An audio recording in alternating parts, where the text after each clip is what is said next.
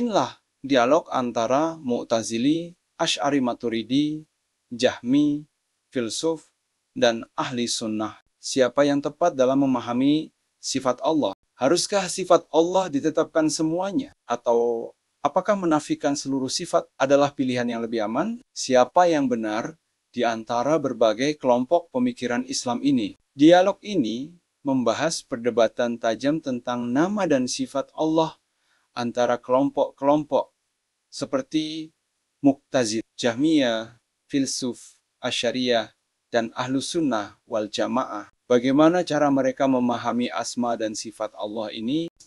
Kelompok ini menetapkan nama-nama Allah tanpa makna dan menolak sifat-sifatnya dengan alasan untuk menghindari penyerupaan dengan makhluk, tetapi sering mendapat kritik tajam dari kelompok lain karena logika mereka dianggap tidak konsisten. Asy'ari Maturidi, dua mazhab ini menetapkan sebagian sifat seperti hidup, ilmu, kuasa, kehendak, mendengar, melihat, dan berbicara. Tetapi menolak sifat-sifat lainnya seperti turun atau tertawa. Mereka dianggap mencoba menjembatani logika dan teks wahyu. Tetapi tetap dikritik karena menolak sebagian sifat Allah yang jelas terdapat dalam nas Al-Quran maupun hadis. Jahmiyah ekstrim. Kelompok ini menafikan semua nama dan sifat Allah,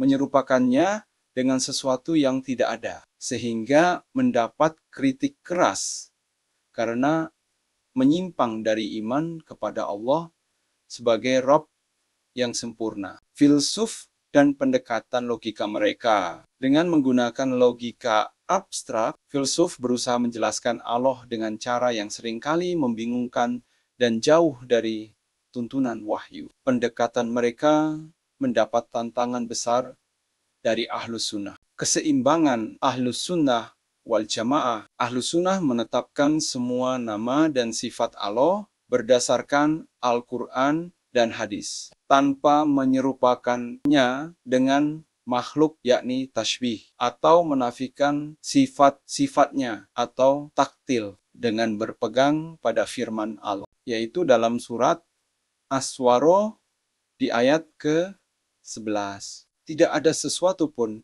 yang serupa dengannya, dan Dia Maha Mendengar lagi Maha Melihat. Bukan As-Shu'ara yang diartikan surah pemusik loya. Siapa yang berada di jalan kebenaran? Baca dialog ini untuk memahami argumen setiap kelompok dan lihat bagaimana Ahlus Sunnah berdiri kokoh dengan pendekatan yang seimbang, lurus, dan berdasarkan wahyu yang otentik. Apakah keyakinan Anda benar selama ini? Apa yang engkau tetapkan dan apa yang engkau nafikan dari nama-nama dan sifat-sifat Allah?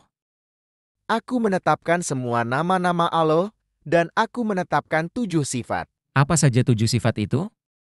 Kehidupan, al-hayat, ilmu, al-ilm, kekuasaan, al-qudro, pendengaran, as-samik, penglihatan, al-basyir, ucapan al-kalam. Apa engkau menetapkannya sesuai dengan apa yang layak bagi Allah atau seperti sifat-sifat makhluk? Tidak, aku menetapkan sifat-sifat tersebut sebagaimana yang layak bagi Allah Azza wa Jalla. Bagaimana dengan sifat-sifat lainnya? Aku tidak menetapkannya. Mengapa tidak? Jika aku menetapkan sifat-sifat seperti karena turunnya Allah di akhir malam atau tertawanya Allah, maka aku akan menyerupakan Allah dengan makhluk. Kalau begitu, engkau harus memilih. Menetapkan semua sifat sebagaimana dilakukan oleh Ahlus Sunnah, atau menafikan semuanya sehingga engkau menjadi seorang Mu'tazilah seperti aku. Aku hanya menetapkan nama-nama Allah tanpa menetapkan sifat-sifatnya. Mengapa engkau menetapkan 7 sifat itu tanpa menyerupakan Allah dengan makhluk, tetapi engkau tidak menetapkan sifat-sifat lainnya karena merasa menyerupakan Allah dengan makhluk? Kemudian datang seorang Jahmiyah dan berkata, "Wahai Mu'tazilah, apa yang engkau tetapkan dan apa yang engkau nafikan?" Aku menetapkan nama-nama Allah, tetapi tanpa makna. Aku tidak menetapkan sifat-sifat Allah. Bagaimana engkau menetapkan nama-nama tersebut?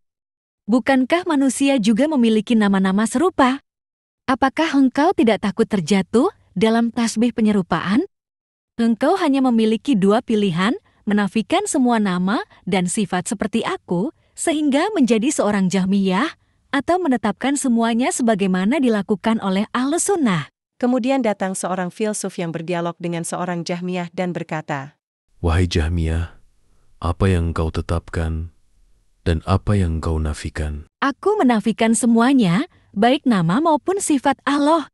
Takutlah kepada Allah, engkau telah menyerupakan Allah dengan sesuatu yang tidak ada. Bukankah sesuatu yang tidak ada itu tidak memiliki nama maupun sifat? Apa jalan keluarnya? Lalu, apa yang harus aku lakukan?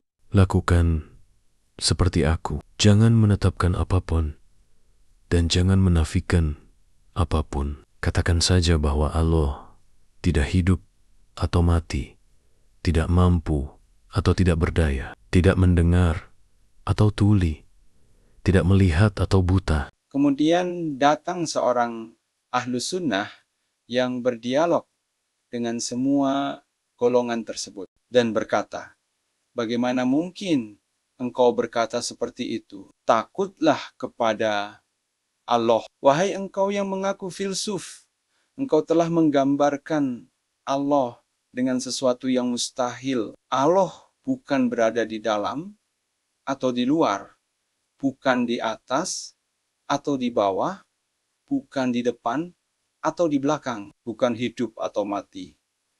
Ini adalah deskripsi yang tidak masuk akal. Tidak ada sesuatu pun yang sesuai dengan deskripsi seperti itu. Mereka saling pandang karena heran. Kemudian Ahlus Sunnah melanjutkan, Lakukan dan tetapkan seperti apa yang Allah katakan dalam Quran. Tidak ada sesuatu pun yang serupa dengannya, dan Dia Maha Mendengar, lagi Maha Melihat. Ketika menetapkan sifat-sifat Allah, hindarilah penyerupaan, tasyibih, dan penyamaan, tamsil. Ketika menafikan sesuatu dari Allah, hindarilah sikap meniadakan sifatnya.